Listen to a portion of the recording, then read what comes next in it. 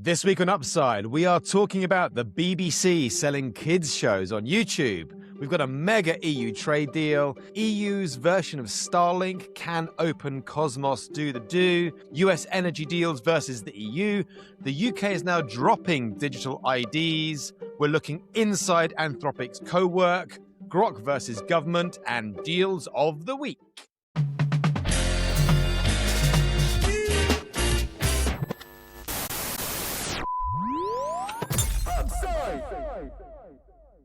The first in the quick news bucket is BBC's on YouTube, which was one of yours, Mads. And I thought this is quite an interesting one that the BBC is obviously now looking in, my assumption is survival mode, distributing through YouTube, mainly for younger people. So I did a little bit of digging into YouTube, which is just bloody massive. I mean, they own 2.5 billion active users globally, where iPlayer, 14 million weekly active users, BBC, roughly 500 million weekly consumers of BBC content. So YouTube's just a behemoth. But did anyone want to pick up on anything here? Mads, you threw this in. Anything you wanted to chat about? A few things to share. BBC is obviously not without controversy. They've had lots of misjudgment over the last several years, but it's not all bad. The BBC was early around digital, and the iPlayer was quite a visionary product when it was brought out. In fact, to the point of Netflix being, originally inspired by some of the iPlayer innovation and saying, look, this is great. This is one of the directions we should consider going in. Now, at that time, the BBC was keen to develop the iPlayer concept into something commercial, and there was a fear that it could be a monopolistic move and that they would crush startups, and it's a sort of a quasi-government entity and they shouldn't be allowed. So regulators clamped down on that. The rest is history. But there is still a lot of good content coming out of the BBC, and now they're pondering this collaboration with YouTube to get more of it out to more people. I think it's a good thing. I mean, why not? Anthony from Seed Legals was part of the original iPlayer team, wasn't he? And I remember it was a visionary product. Yeah, it's great. I've never understood when I want to see something why it's not available. Like, just charge me. Like, don't. Oh, this is not available in your region. It's like, I don't care how much it costs. I want to watch the damn thing. Just make it available to me. So I think it's fantastic news. And you're absolutely right, Mads. I mean, iPlayer started the same year as Netflix, I think, 2007. So they were right up there, and good for the BBC. As a boy who grew up with a BBC Micro in the early 80s, I think it's the BBC should be doing this stuff. I had a BBC B and a Texas Instruments TI-99 4A with speech modulator. Look at you. Yes, I used to love the BBC B. Dan's just earned his geek credentials this episode. EU trade deal, the Mercosur trade deal. Lomax, you've got some notes on this. So as the intra-EU trade volume slows, we're looking at roughly 23.5% of intra-EU by GDP, this is intra-EU countries trading with each other, to 22. So that's 23.5 down a 1.5 to 22 across the last 2 years. The Mercosur deal, which in principle looks pretty solid, which is the South American deal, but the overall macro, as in pounds, euros, dollars, quantum piece doesn't look that impressive. And obviously the EU farmers are unhappy with this. But Lomax, what's happening here with the Mercosur trade deal? I think it's important. So this is a trade deal between the EU and Mercosur, which is Brazil, Argentina, Paraguay, and Uruguay. It's by far the EU's biggest ever trade deal. It did take 25 years. I mean, these things do take a long time. Creates one of the largest free trade areas in the world with 700 million people and 20% of global GDP. And it's against the backdrop of the EU kind of failing to agree a trade deal with the US, and also the EU looking to diversify away from China. So actually, do you think that accelerated it? Do you think that the actual final kind of let's get the deal done was accelerated by? Most probably. Yeah. Clearly there was a lot of, as you alluded to, there's been a lot of pushback, especially from farmers, and particularly farmers in Poland, Ireland, France, especially worried on beef imports from the region. So there was a lot of last minute horse trading between the various countries and various concessions. We'll unpack that a bit, Lomax. Wasn't the issue the fact that effectively the South American farmers don't have to adhere to the same safety standards as the Euro farmers? Was that the challenge? Well, it's not only that, but it's a tariff thing. So right, all of those have tariffs on them at the moment. If you remove the tariffs for them, or you reduce them down from say 75% to 20%, then you're basically flooding the market with cheap beef. Is how the French and the Irish and the British farmers would view it, right? So look, in any trade deal that you do like this, there's always going to be people who push back against it. And that's slightly the problem with the EU, right? There's always the lowest common denominator who are taking things or sticking their oar in and or seeking to block things. But the important thing is this has now been agreed, and actually for the EU to do the biggest trade deal in its history at this time, there is a sort of element of rare earths here because the EU is looking to diversify away from China. Certainly in parts of South America, there are important stores of lithium, for example, that could be would be a better source for the EU. So I think it's a good thing on the macro level. Anything that eats away at the absurdity of support for French farmers, as far as I'm concerned, is a good thing. I mean, still nearly 40% of the EU budget goes towards the common agricultural policy. It used to be, until a few years ago, well over 60% of the whole budget. And a big proportion of that went to French farmers. So they're probably not happy, but there are quite tight restrictions, my understanding, on actually how many chicken breasts or steaks that these countries can import. It's like 1 or 2 per year per head of population. Their quotas, exactly. Yeah, exactly. So they've probably protected themselves, but I think it's a good thing. Good thing for consumers. But this, as a reminder, this all relates to goods, right? Not services. This is all goods. The other Euro news this week was Open Cosmos. So I put in my notes here, are they going to be an EU Starlink? Are we going to see any kind of version of EU Starlink? And then I read the notes and they're launching 2 satellites compared to Starlink's nearly 10,000 with a license for another 7,500 more. I know the bandwidth that they operate in is a challenge, and Lomax, you can unpack this for us. Open Cosmos, they have beaten Rivada, which was the teal-back competitor, but tell us what's going on. So this is actually a UK startup. Went through the Entrepreneur First program in 2015, raised a bunch of money since then, has just won from the Liechtenstein government, has just granted them high priority Ka-band spectrum rights for a satellite constellation. They've actually done something very un-European and very swashbuckling, and very maverick, in that actually these rights were held by... No, not Liechtenstein, the company, Open Cosmos. Oh, I see. Sorry. These rights were actually already held by Rivada, the company you mentioned, which is backed by Peter Thiel, a US company, but they missed a payment on whatever the terms of the deal they had with the Liechtenstein government. And so the Liechtenstein government used that as an excuse to basically re-tender it, and the UK company Open Cosmos won it. This is a critical thing for them. It's a key to have access to this spectrum is crucial for high speed satellite broadband and secure data links. Clearly, they are not trying to recreate what Starlink is doing because with only they've got more than 2 satellites. That's like 2025 now. But they are building a satellite constellation. So there's definitely a story of European sovereignty here. And it's one to be excited about, I think. It's also different tech, right? I think the Starlinks use KU band for consumer upload download. They also use Ka as well, no? Yeah, but they use Ka for backhaul. So this stuff will be sort of high capacity for governments or secure transmission, which is all fantastic because it's European sovereign capability. But they're not about to set up a competitor to Starlink. And as I understand it, the way that their constellation works is actually a lot of the hardware and the satellites are owned by and launched by individual nation states, but they're providing effectively the constellation. The other quick news story this week was Meta signing 20-year agreements to buy power from 3 nuclear power plants in the US heartland and develop projects. So they're looking at SMRs as well. I then looked at what was happening across the EU. I saw that the Commission was looking to pull out a report, I think, first half of this year about SMRs, these small modular reactors. And in the UK, I saw that the UK government also this week awarded offshore wind farm contracts that will power 12 million homes. That's about 8.5 gigawatts of power. Energy. No great surprise. Lomax, unpack this one. Well, no, I think this is just relevant. It's not a big piece. It's just these kind of deals have been signed the whole time in the US, where you actually have the tech companies, the hyperscalers doing direct deals with the nuclear energy companies, entering into these long-term PPAs, these power purchase agreements.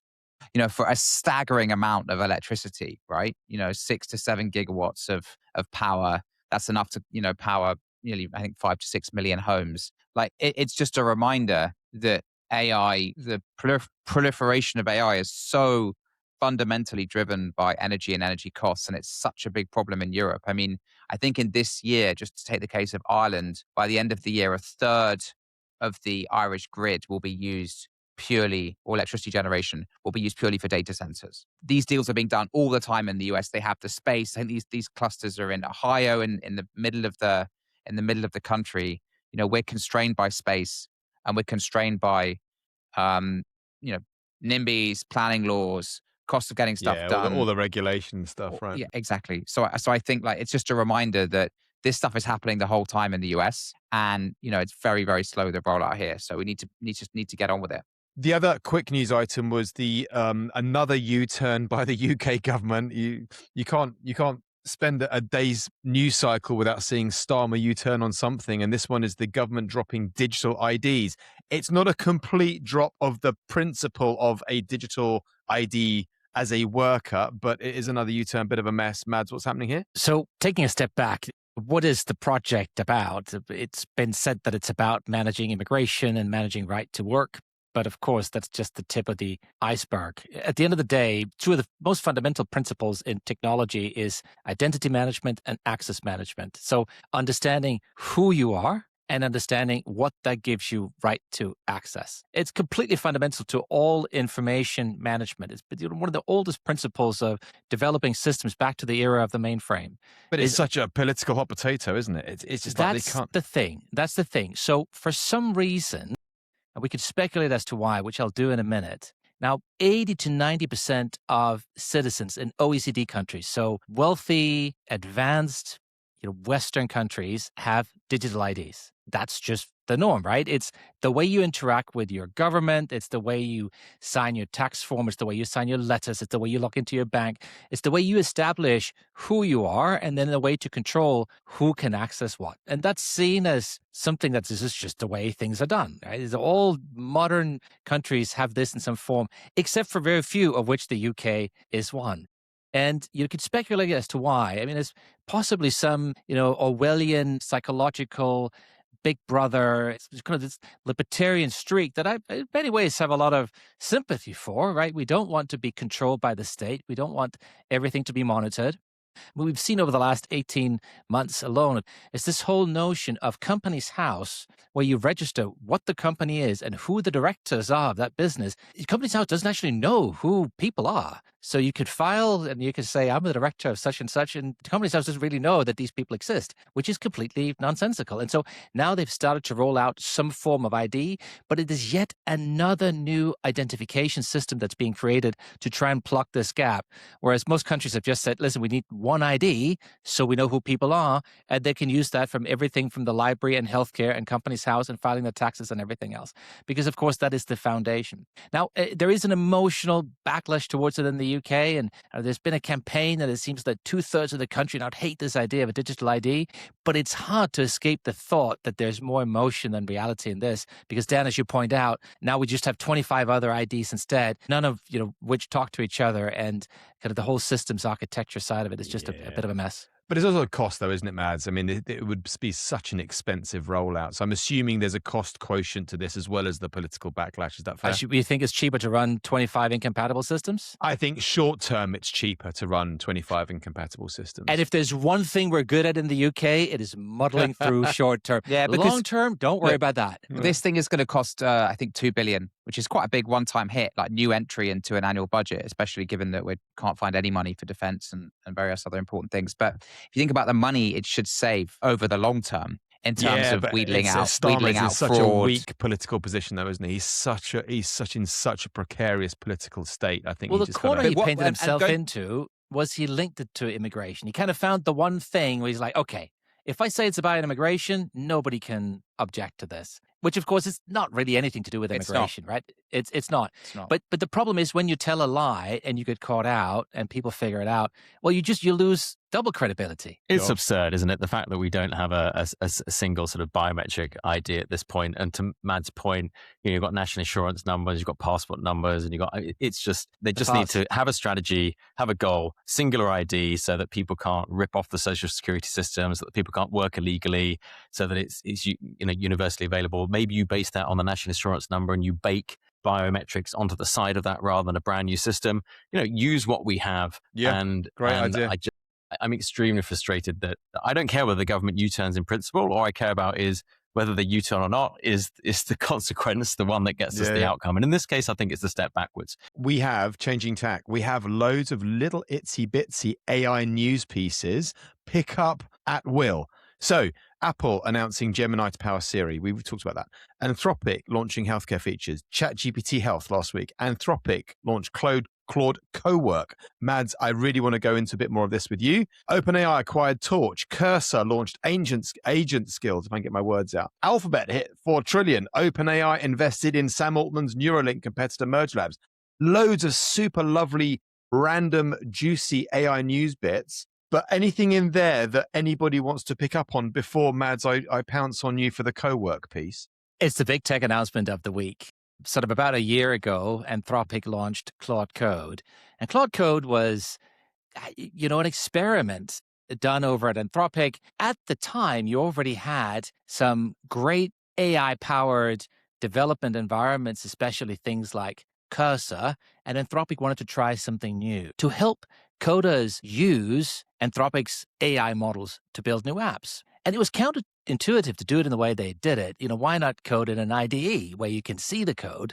Now, for those the listeners that are not developers, I mean, traditionally when you make software, you have what's called a sort of an integrated development environment where you can see the code you're writing, you can have multiple windows open, you can execute some things, you can run some tests, you can have a bit of a command console to everything you're doing in a sort of semi-visual way. Whereas Claude Code is not that. It's a command line app. It's a command line interface, and you log in and you sort of a very old style chat interface. You just chat with Claude Code and you tell it what to do and it'll go off and do stuff. But of course, the seminal insight there was that because the coding agents are getting so good, we are now coding in a new way. It's no longer about every developer seeing every line of code that they're writing and having to assess everything. We can actually send the agents off to do stuff, sometimes a lot of stuff. And then rather than returning a few lines of code, they'll return the finished product, or at least a version of it. So it solves problems in a way that nobody had really seen before, and it grew like wildfire last year. And Boris Cherny, who was the creator of Claude Code, he was surprised after he released it because he walked through the halls of Anthropic and he saw that not only were the developers using Claude Code for coding things, but many other colleagues were too. The data scientists were using it for data sciencey things, and the marketing people were using it for marketing things. And it turns out that this whole agentic harness it gives you of being able to instruct the AI and give it some parameters, some objectives, and then send it off agentically to work for seconds or minutes or maybe even hours pursuing a project or an idea is really, really powerful. And so Cherny and his team, they thought, well, seeing as we have all these knowledge workers using Claude Code, why don't we build a version for them? And they did, and it was released this week, and that's CoWork. And the powerful thing here is it was built entirely by Claude Code. Cherny said it took 10 days. That's amazing. Pretty much all of the code was AI written. I mean, it blows my mind in so many ways. It's like having an assistant on hand, and it's really cool. Now, what I'd say is this. It's still early, okay? They built it in 10 days. They've just released it. It's impressive, beta, though, right? alpha territory. But it's working. It's still quite buggy. It works most of the time, but it's still quite buggy. Anyone used it? Andrew Lomax, have you been using CoWork? Not yet. Mads, so what's been the single most useful thing that it's done? Apart from the nice things you said, like, is there the one powerful thing that you've seen so far? I'll talk to you about how I use Claude Code today, which I use all the time. And that is, as I said, it's to process emails, it's to manage the backlog of projects, it's to integrate information, it's to do research, right? It's, come up with a topic, pair through all of this information, read these reports, summarize that in a document. It's just working with knowledge becomes a completely different experience. And that's the experience that Anthropic now is putting to CoWork. The only main difference is that it's not a terminal. It's chat. So CoWork is very skewed to the layperson who can get all of the power of Claude Code in a much cuter interface that they can interplay with. Is that right, Mads? I mean, that's how I've been using it. It's also running in a virtual machine. Right. Okay. So you are running in a sandbox. It is a more protected environment than Claude Code. Okay. Okay, I didn't appreciate that. I mean, I just loved the way it was just so much easier to use. But then I'm more of a lay body than you are, Mads. No, 100%. And look, here's the thing: if CoWork captures users like Dan, frankly, like you, right? Then you're seeing a massive new market opportunity I opening won't up. take that in any pejorative sense, Mads. I'll take that in the positive, that we are expanding to the very smart other people who don't think in binary like your machine code like you do, my good man. Assembler. You one layer down.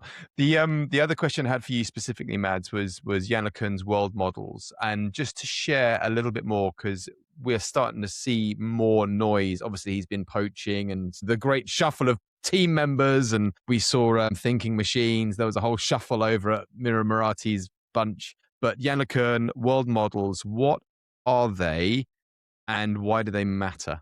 So as we think about the evolution of AI over the last decade, I mean, we've gone from big data and data science to machine learning to deep learning. And then suddenly there's this whole explosion of generative models, right? Where we found out how to make the deep learning models create new content and generate new content.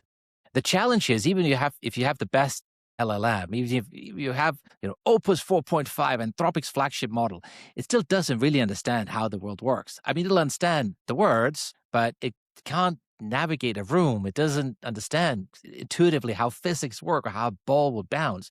Well, the next thing then becomes, how can you understand the space around you, not just the words, but what they mean in real life? And so world models, they are that frontier. And they're interesting because everybody's talking about them. They're also interesting because they mean different things to different people. So you've seen the video generators that are all around predicting what things look like. So things like Sora and Veo that can create beautiful, movie-like things. Right? Some people would say that's a world model. I'd contest that, but for some people are saying it is. You've got interactive simulators like Genie that will respond to action. So it's still a pixel by pixel model, right? It's still a model that understands things visually as opposed to really have a proper spatial intelligence, but it'll create a world you can move around in. So in Genie, which is one of DeepMind's models, you're in a world and you can provide input to the model and it'll move you around in the world and generate what you see. Move right, move left. What do I observe based on where I go? And it does that without an understanding of physics. It just knows that this is probably what happens if you walk left, or if you fly forward, or if you fly up or down in this world. And then you have what you can call sort of the physics engines. Those are things like Isaac Sim from NVIDIA and others that actually understand physics. Okay, so they have a physics model of how does the world really work. But Isaac Sim can't perceive things from cameras. Isaac Sim doesn't have a visual understanding of the world. It knows physics. It can say if a ball is this big and it flies at this pace, then it should end up over there. It'll move in this way. And then you have this fourth generation, fourth category, these latent world models, and that's where LeCun comes in. His model is called JEPA, that are trying to predict in an abstract space what will happen if something does X. For example, if the robot picks up the ball and drops it, what's going to happen? If the robot turns over the hand and pours out the liquid, what's going to happen? How's that going to impact things? It's super interesting. JEPA have taken a dramatically different way to learning than NVIDIA's models, for example. So they're also using video to learn, and they can use that to predict the ball trajectory. And they've done it without labeling the data. So, lots and lots of new things they're creating here.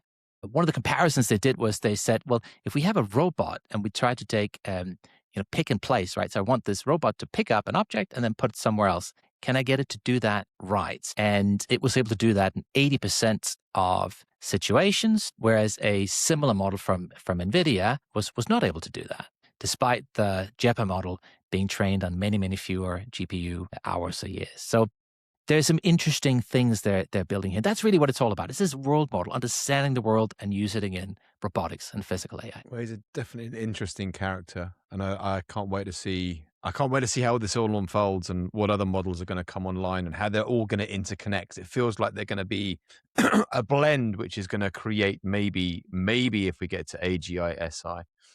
Well, I've said for a long time, I think that, the LLMs are just the tip of the iceberg, and much smarter people than me were crowing about how LLMs were going to become, super AI, AGI, and I never understood why or how. I just, including people who are far more technically adept than I am when it comes to the nitty-gritty of AI. It just doesn't make sense. When you think about how a child learns, they don't learn language first and then learn about the world. They learn about the world around them, and then they learn language afterwards.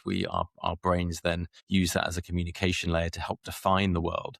That needs to be grown from the causal dynamics of the environment we live in, the sensory data, and not just actually from observations, but actually evolving and thinking in response to interventions within the physical world. And that's where it gets really, really exciting. And I think we'll see some really interesting technology be built over the next 5 years, and it will not be LLM. I think this is where you're absolutely right, Andrew. And I think this is where people get confused, is they see what Opus can do, right, with Claude Code, and you give it tasks, and it'll go off and work for hours and do things that are incredibly impressive. And people will say, gosh, it's AGIs here. I can ask it to build an app, and it'll build an app, and it'll connect it up to my database, and it'll do all this stuff by itself. But ask it to get a robot to walk across the floor and pick up a ball. I mean, it won't even take the first 3 steps. It's got no idea. But it also has no idea what it's building, really. No, I have some sympathy with people saying that, because the discussion at the beginning, right? How can LLMs be anything meaningful? They're just, stochastic machines randomly stringing together words to make up stuff, and they sometimes lie. And I think that's remarkably similar to many humans I know. Many police commissioners who were against the Maccabee trial. There's a made-up football match. I think the police commissioners fighting in court. But I think that the key thing here is, when we talk about AGI, for me, you cannot have AGI if you don't have an understanding of the world. And there's no LLM that will ever get that understanding of how the world really works. And therefore, there'll be no AGI in 2026, is what we spoke about on the pod a couple of weeks ago. It's further away. I'm totally in agreement with no AGI. The one thing I did see this week was Meta laying off loads and loads of engineers from the Meta team, but it did seem counter to, and I don't know the practical technology around this, but it did seem counter to your point, Maz, where I would have thought surely Zuckerberg would want those in the department looking at real world interactions and avatars and how things would move in time and space with regards to building new world models, but maybe there's no connect. Is that the case? That followed the Meta engineers closely. I mean, he's had a bit of a stop approach to AI. I think if you follow it blow by blow, you're going to get topsy-turvy. No, fair. I think what's clear, that takes us into a new point, which is that Meta are going all in on the glasses, and they're scaling back the Oculus program. That's fair. So that's fair. VR is being scaled. As to your question, could you repurpose the VR team and use learnings from them for world models or whatever? I think that's maybe a bit of a stretch. A bit of a stretch, to be honest. Okay, fair enough. It just felt like if we're now moving into context and spatial awareness. I think that's a very romantic notion of you. Yeah. You're a romantic view of HR. I am a romantic, that's for sure. But not romantic. In fact, quite the opposite is the Grok X. Oh no. Western governments, lots of people suing Grok for sexualized imagery of themselves that they weren't even aware was being created. Obviously, they've stopped that image generation now. But Lomax, what's the coup on this? Is just like yet another battlefield in the continuing dispute between big tech and non-US governments. It's just like yet another, almost every week there's something, right? And last year it was played out in Europe, predominantly around competition, antitrust, and the Digital Services Bill, and sometimes about tax. This time it's about Grok and sexualized images of us, people like us, but also, minors, which is the kind of shocking thing. And a bunch of governments, quite rightly, people generally have been shocked by this, to the point where some governments have actually outright banned X in Indonesia and Malaysia. And now this has prompted a whole bunch of discussions across the world as to what we do about this. And then the pushback from the States and from Elon is that we are or many of these countries are suppressing free speech. And then we're just constantly in this battle. So it will, last week we were talking about, access for teenagers to social media. This week it's this, and it's highly politicized, especially given what's The UK going on in the government White is House at the looking moment. to potentially ban social media for under 16. Yeah, because they're rightly saying is like, well, actually, if we're in a world where sexualized images of minors can be proliferated like this, and the platforms are not good enough to self-police these issues, then I think that is it's a public policy question, and I think it's a legitimate one. And I often come out on these arguments berating the EU and siding with big tech, but when it came to social media access to under 15-year-olds last week, and this week it's the Grok sexualized images of children, then I see that there's very, very valid arguments here against big tech. It's quite a funny conversation to even be having, as in it shouldn't come up, as in these things should never have been able to function as they do. It just shouldn't have happened, is my take. It's just another. Yes, but the problem at the moment is it's getting chucked into. There's a whole perception, particularly amongst the right in the US, around suppression of free speech in the UK and Europe, right? And so that's going on adjacent to this or absent of this, and then this just comes into it. So it kind of it's this kind of worms that keeps getting opened time and time again. Yeah. Anything else on this? Do you have any sympathy with that, Lomax? I mean, kind of this whole free speech sympathy discussion? With what? Sorry. With yes. The assertion that there is, you're always trying to strike a balance, but that maybe when it comes to free speech, we maybe have been, less encouraging of free speech than we could have been or should have been. Of course. I think in Europe, some prosecutions have been pursued, overzealously. Basically, yes, for sure. Fair. But I don't. You listen to Joe Rogan. That is a big problem, right? Because if we think about what distinguishes us from, everywhere else, right? But I'm super impressed with what China is doing industrially, but I'm also very happy to live in a place where someone say I have free speech. I think if we don't have that freedom of expression, then what's really the difference? Yeah, and there was this week I don't know whether you guys followed this story. This kind of Dutch far right, not even she's far right, like right influencer, just had her visa rescinded by the UK because they didn't agree with her views. I didn't see. No.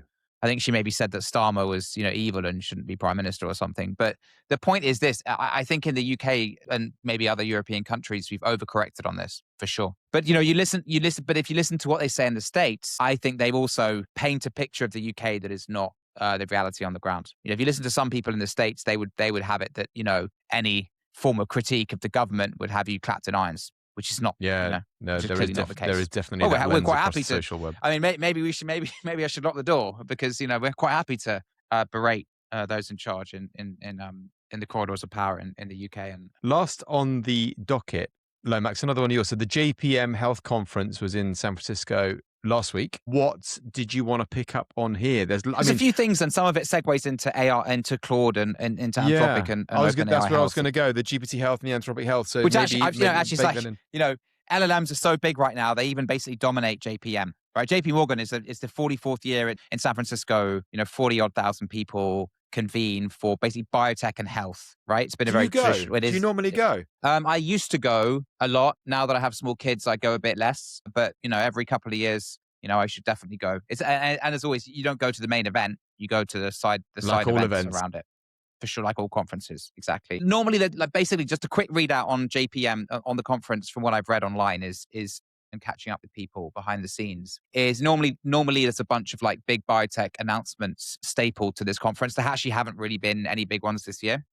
So that's just, something to note. The probably one of the more interesting deals was a $1 billion partnership between NVIDIA and Eli Lilly for a partnership for AI for drug discovery. I mean, there's so many partnerships now between big pharma and various different AI companies for drug discovery, but this is just yet another example of that.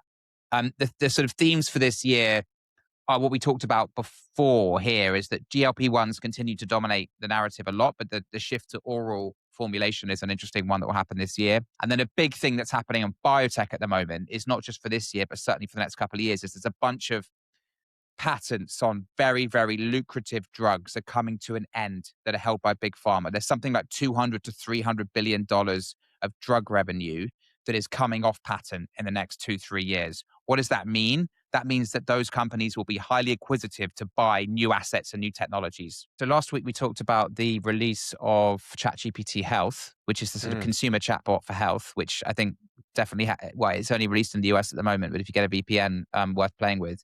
Claude has now come out and announced Claude for healthcare. So last year, Anthropic came out and launched Claude for Life Science, which was an enterprise offering to help teams within clinical trials, within drug discovery, effectively, B2B application of LLMs to those areas. Claude for healthcare has been released, and that has both a B2C and a B2B element. So they have the similar kind of chatbot style interface, with similar to the ChatGPT, similar concept. But then they also have a much bigger, as Anthropic is generally leading into enterprise, a much bigger kind of enterprise offering to help both providers, insurers, and ultimately, drug companies are covered by the life science product, but to help the administration of healthcare, to help hospitals, to help insurers, and that's classic knowledge work. That's classic like LLM territory, isn't it? That's where they can really cut a lot of fat. So I think it's very interesting. And sorry, just actually, since we didn't chat about it last week, because OpenAI came out again, this is kind of like constant, like one-upping each other. OpenAI came out with their own OpenAI for Health, which is their B2B offering. So there's a lot going on. Yeah. And as a reminder, in the US, healthcare is roughly 20% of GDP. Yeah. And so there's the consumer bit, which is you and me uploading our health records, attaching our wearables. I think that's definitely a big thing, and that's definitely cool.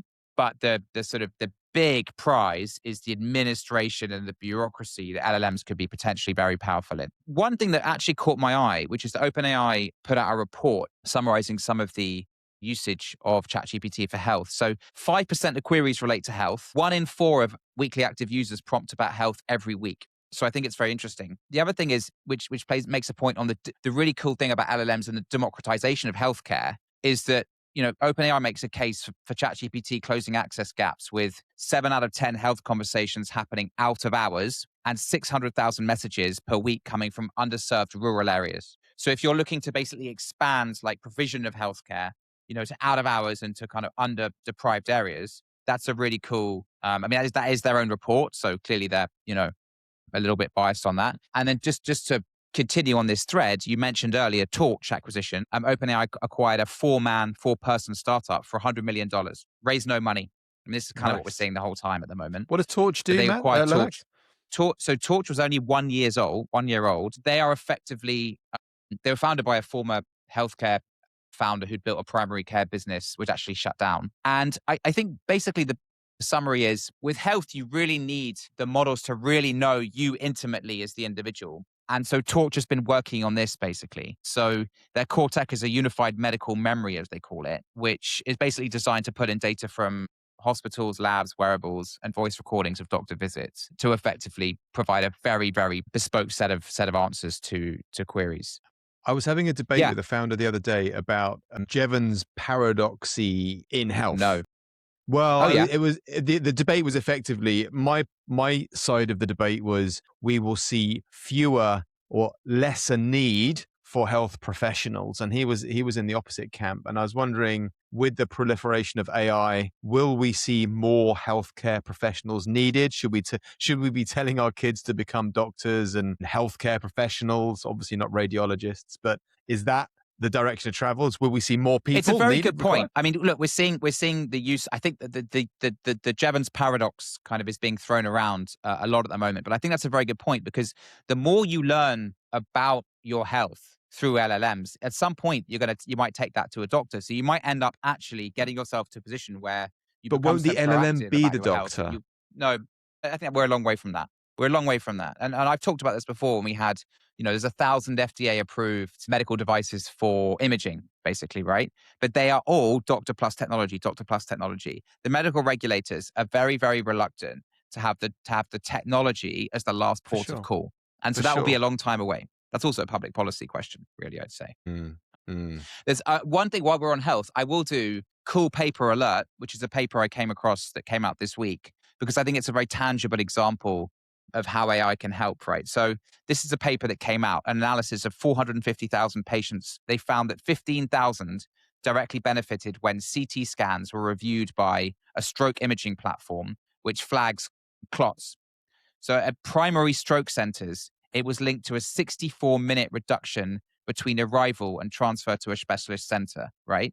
And in the context of stroke care, where 2 million brain cells die every minute, right? An hour is a huge difference. So that's an example of, AI being used to triage patients, the patient then being accelerated to a specialist center much more quickly and potentially life-saving. It's also another example of the ability for, this is not an LLM actually, this is imaging, but of AI to upskill, lower skilled people. So you can actually come up with a very skillful decision in a kind of regional kind of triage center and get them into the specialist. The specialists are seeing, 50, 100 stroke patients a day or whatever the number is.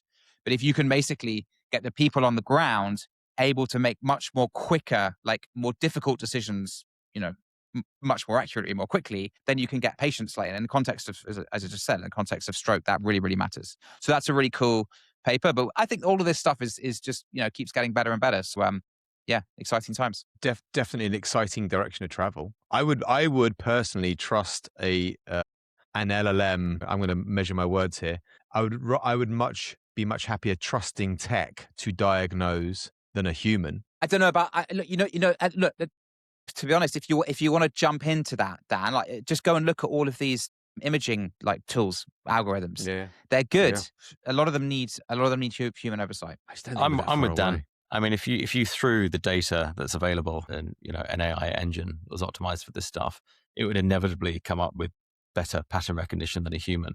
And they proved this. Even 10 years ago, they proved this at Columbia. In the US, they took a bunch of historical data over 30 years, and the AI predicted far more accurately than the doctors. And based on the symptoms, the likelihood of the patient having a terminal illness, the problem remains explainability and liability. I don't think actually at this stage it is even a problem of patient trust, because most people I talk to have got to the point where they're like, I've had so many bad experiences with a doctor, I would rather trust the computer.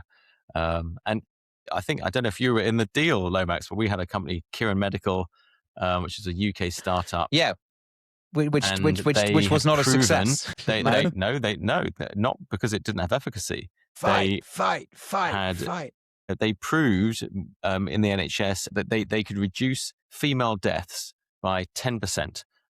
If they were in their trial with the NHS, which is huge. And unfortunately, the government then cancelled their contract and didn't adopt the technology, which I just think is disgraceful. Well, the company had a cash issue. Yeah. It was strategically badly handled, and then it flipped out. Guess what? To an American company for not a huge amount of money. Yeah, it flipped out to a company called RadNet, which is basically buying all of these imaging companies AI imaging companies that couldn't quite get to standalone status. Boys and girls, we're going to move on to Deal of the Week. Mads. Wow. Yes. Mads. I think, Andrew, I don't know if you've got one, but I think otherwise we have. We haven't. Ooh, exciting. We've got 4 deals of the week. Mads, kick off. So Quantinuum has filed confidentially for an IPO.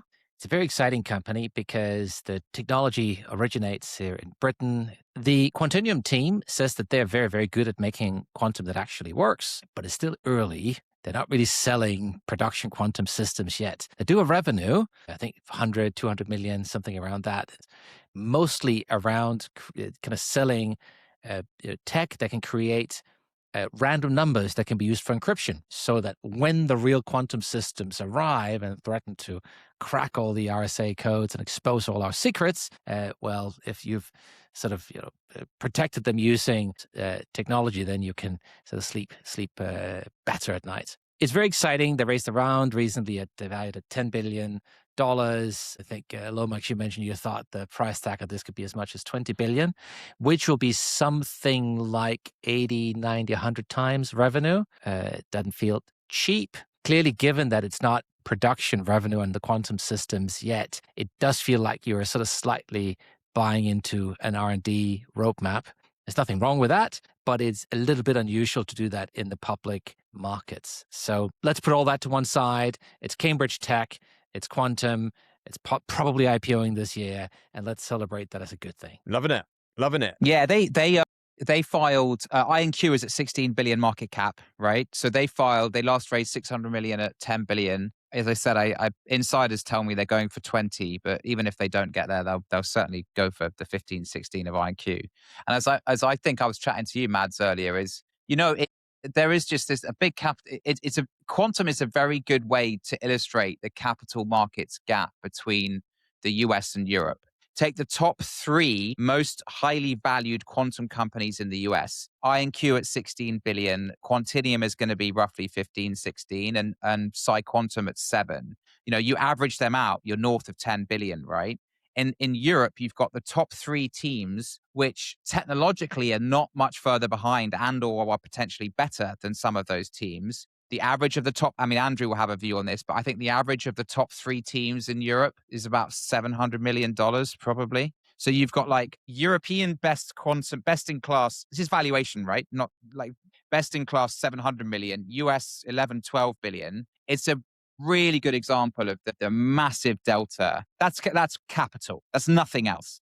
Yeah. And what's cool is that maybe you call or not, is 2 of those 3 leading US companies came out of the UK. One came out of Cambridge, one came out of Bristol. So actually, but they had to go to the US to raise the money, and they command those valuations at that point. But we Europeans, as early investors, are leaving a lot of money on the table as well, quite frankly. We're also getting diluted out, right? I mean, if you invest early and then you don't get these step changes, you ultimately get more diluted out as an early investor. And it's extremely frustrating when the technology is as good or better. But I've seen it multiple times, and it's a problem. Yeah. Just for the sake of discussion. So, Lomax, I think you said last week that you felt European venture investors should show better returns before they can ask for more money to be put behind the asset class. Isn't this exactly undermining that very argument? I.e., the only reason why the returns aren't better is because there's not enough capital to push into the companies to push up valuations. I'm with Mads. No, of course. Yeah, of course. Yeah. It goes back to the chicken and egg point, you mean? Well, I think we're saying the egg is here. Let's make some chickens. Yeah. It kind of basically means that we as Europeans have to keep playing this arbitrage game all the time. Or right? we need to create structures that make it easier to funnel more of the capital we have into local equity markets, whether it be private or public. Yeah. Fortune favors the bold. I'm going with that one. Lomax, while we're with you, Aikido, tell us more. Deal of the week. I got 2 deals of the week, if that's all right. I got Aikido Security out of Ghent, or Ghent, I guess as they say, has just become a unicorn. Have raised $60 million Series B. They were only did their seed round 2.5 years ago, led by DST Global, backed by some by UK funds. I think Connect did one of the early rounds, but DST have come in and led a big round there, so good for them. And Parloa, which is a German company working in kind of call center automations, has just raised a series, what do they raise now? Series D, 350 million at 3 billion valuation 6 months after the Series C, led by General Catalyst. Tripled the valuation in less than 1 year. So big rounds are happening. Do it. And all euro, even if it's not Wales, it's still euro, we'll take it. Mine was an Irish news piece. UCD spin out Equal One, raising 60 million. Another quantum jobby. They're doing quantum servers in data centers. Andrew, what was yours? So French drone manufacturer Armaton AI did a 200 million Series B, 1.4 billion valuation, including investment from Armaton is a very young company, Andrew, no? Yeah, 2024. And it's got a young founder as well, or one of the co-founders is pretty young. So they've landed a contract with the French military. They're supplying 1,000 drones. I love a good UK Army. French investors, French military, French drones. But Harmattan the larger deals with the UK military, actually. It's with the British Army. And the round was led by Dassault. The round was led by Dassault, wasn't it? Yeah. It's not Harmattan. How should we view Harmattan? Is it basically like a French Helsing that's going to be very French because the French don't want to buy stuff from anybody else? Is that how we should think about it? I mean, or not? Well, as I said, the largest deal is with the British Army. So they're spreading their wings wider than France. And we still wait for in the UK. We still wait for this DIP, Andrew. No, this Defence Investment Plan or whatever it's called, still hasn't come out yet. Wait.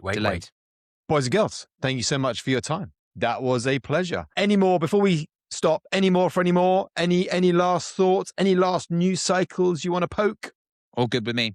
Great seeing you all, you fine fellas. Then we shall say goodbye. All the loves, my lovelies. See you next time. Goodbye.